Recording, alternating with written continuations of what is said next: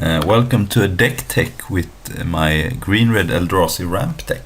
So, this deck plays a lot of ramp spells. Nissa's Pilgrimage can get up to 3 forests, one gets into play tapped. So it's like a cultivate, but you don't get to another basic type. So you have to find the one mountain you play another way.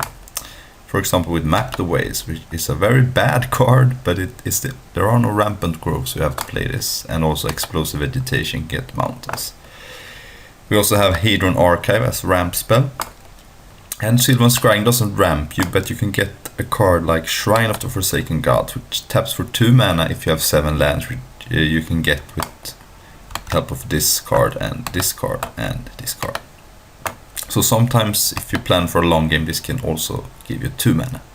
It also can find you Sanctum of Ugin, which you use to chain together the big payoff spells, which are Ullamogs and Ugin.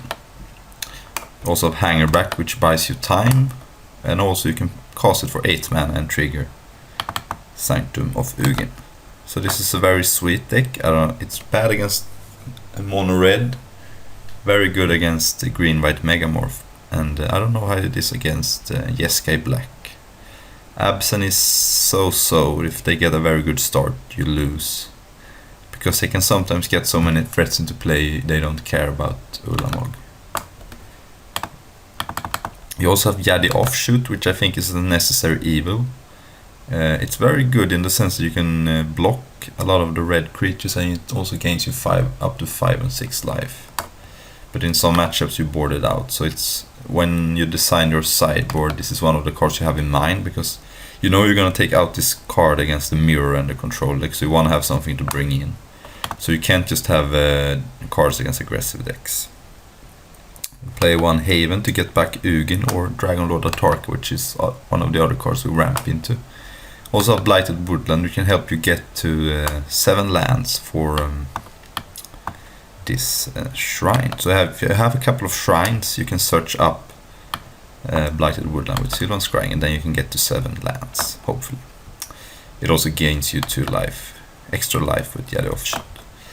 Hedron Archive is probably the worst card in the deck, but you can sometimes cast it off the temple or the shrine. I always call it temple because it's Temple of the False God. I do not play any Nissa's Pilgrimage. It's the 6 mana spell that gives you 3 lands, because I think it's only good when you can have 4 mana ramp spell. So I don't like it that much. And I only play 2 Wooded Footies because you have a lot of ways to get red mana, so I think 2 is enough. I want to play some mana fixing, but I think 2 is the perfect number. You don't want to take too much damage, but you do have you really want to cast this card and some sideboard cards. So let's go to the sideboard.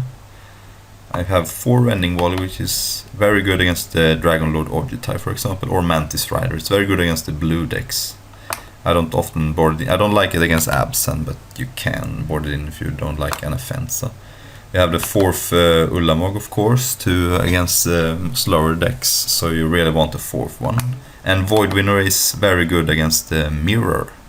It's basically only there because of the mirror, because you can board in. Then they can't cast Ulamog or Ugin anymore if you have this in place. So you should just win the game, and you can search it up with the shrine. So it's a perfect sideboard card for the mirror. I also have these Whispers to bring in against control decks because I want to take out 4 Yadi Offshoots.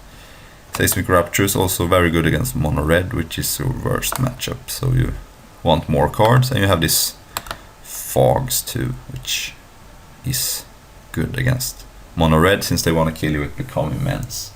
It also can go in against some aggressive decks. There are some decks where Ulamog is too slow, so you can take those out too. And I have this Miser's Display of Dominance. It's there to protect your Ulamog from utter end, so I take it in against the Jeskai deck. And they also make sure to kill something like Narset, because some decks you have a good matchup against, like some of the Esper decks, creatureless decks. They're never going to be able to counter all your threats, so they often win with Narset. They just plus Narset until they can ultimate it, and display deals with Narset, so that's pretty good.